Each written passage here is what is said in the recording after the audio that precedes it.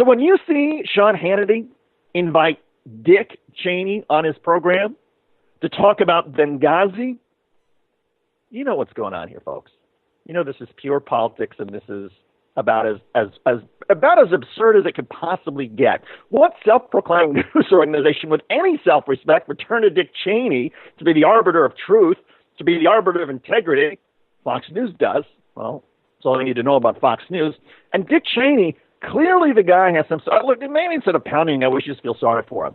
He's an old man who doesn't really matter much anymore. He's got all kinds of psychoses that he's had since he was vice president. He clearly has Alzheimer's because he doesn't remember 9/11. And he doesn't understand. Look, he's afraid to look in the mirror and come clean about his own record. So there you go. Dick Cheney. Dick Cheney. Daniel Marins, how you doing this hour?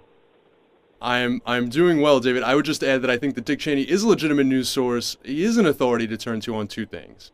One thing is being old and having heart problems and potentially mental problems, as you said.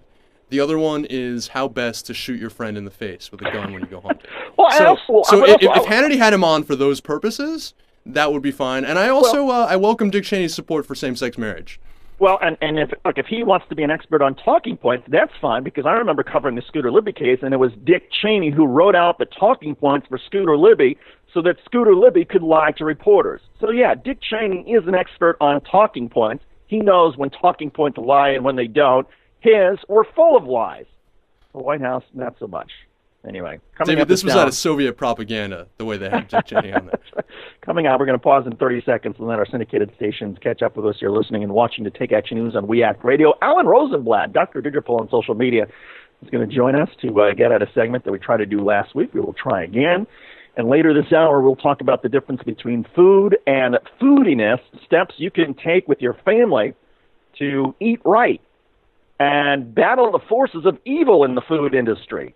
And yes, there are a lot of forces of evil out there. We're going to explain that to you with Chef Erica Wise. But we pause now for our syndicated stations.